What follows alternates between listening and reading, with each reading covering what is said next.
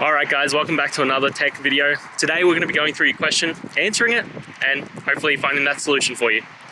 Now, don't forget to stay just a little bit crazy like me, and hopefully you'll get to that resolution.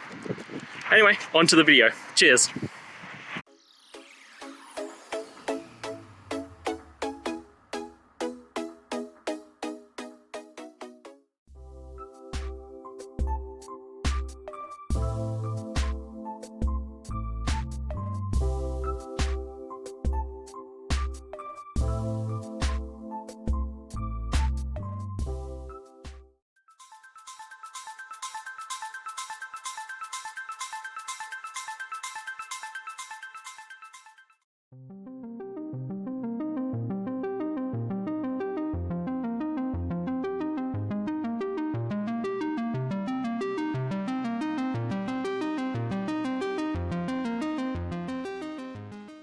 I hope that's found the resolution that you're looking for and you managed to work your way through your issue.